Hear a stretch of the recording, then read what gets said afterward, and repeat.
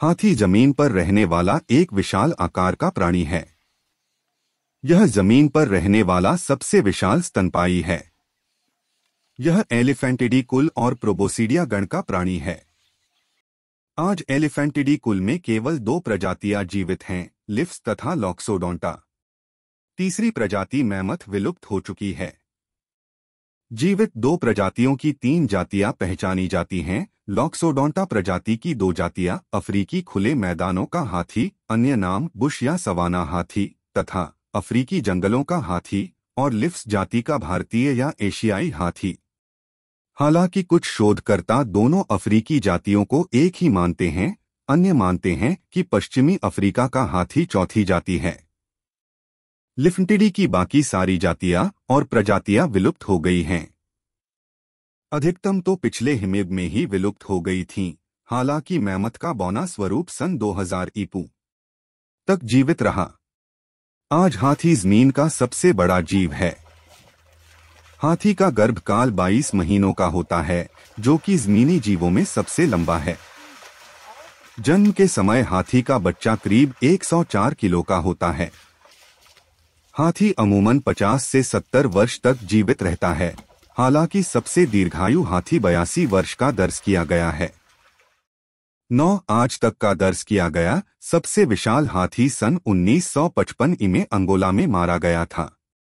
इस नर का वजन लगभग 10,900 किलो था और कंधे तक की ऊंचाई 3.96 मी थी, जो कि एक सामान्य अफ्रीकी हाथी से लगभग 1 मीटर ज्यादा है।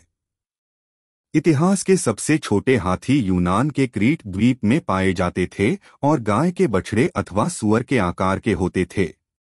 एशियाई सभ्यताओं में हाथी बुद्धिमत्ता का प्रतीक माना जाता है और अपनी स्मरण शक्ति तथा बुद्धिमानी के लिए प्रसिद्ध है, जहां उनकी बुद्धिमानी डॉल्फिन तथा वनमानुषों के बराबर मानी जाती है।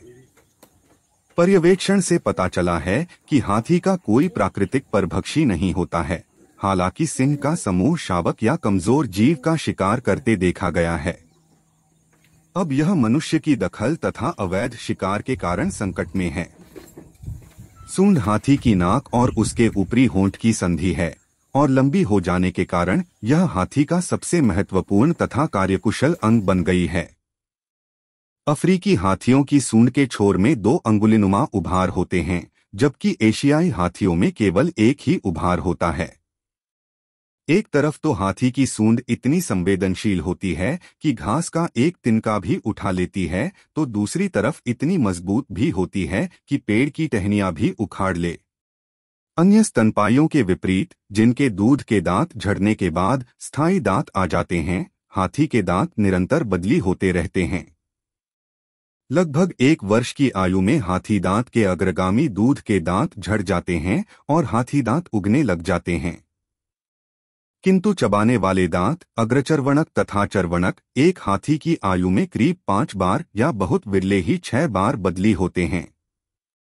हाथियों को बोलचाल की भाषा में हाथी अपने मूल वैज्ञानिक वर्गीकरण से कहा जाता है, जिसका अर्थ मोटी चमड़ी के जानवरों से है।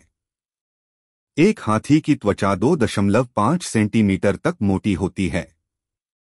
इसके शरीर का अधिकांश भाग अत्यंत कठोर होता है। हालांकि मुंह और कान के भीतर के चारों ओर त्वचा काफी पतली होती है। आमतौर पर एक एशियाई हाथी की त्वचा में अपने अफ्रीकी रिश्तेदार से अधिक बाल होते हैं। युवा हाथी में यह फर्क अधिक नजर आता है। एशियाई शावकों की त्वचा अमूमन कत्थई रंग के बालों से ढकी रहती है। उम्र के साथ बाल गाढ़े रंग के होने के साथ साथ कम होने लगते हैं, लेकिन उसके सिर और पूंछ में वह सदा रहते हैं। हाथी के पैरों की बनावट मोटे स्तंभों या खंभों के समान होती है। हाथी को अपनी सीधी टांगों और बड़े गद्देदार पैरों की वजह से खड़े रहने में मांसपेशियों से कम शक्ति की आवश्यकता होती है। इसी कारण हाथी बिना थके बहुत लंबे समय तक खड़े रह सकते हैं। वास्तव में अफ्रीकी हाथियों को शायद ही कभी लेटे हुए देखा जाता हो, सामान्यतः वे बीमार या घायल होने पर ही लेटते हैं। इसके विपरीत एशियाई हाथी अक्सर लेटना पसंद करते हैं। हाथी के पैर लगभग गोल होते हैं। अफ्रीकी हाथियों के प्रत्येक पिछले पैर पर 3 नाखून और प्रत्येक सामने के पैर पर 4 नाखून होते हैं। भारतीय हाथियों के प्रत्येक पिछले पैर पर 4 नाखून और प्रत्येक सामने के पैर पर 5 नाखून होते हैं।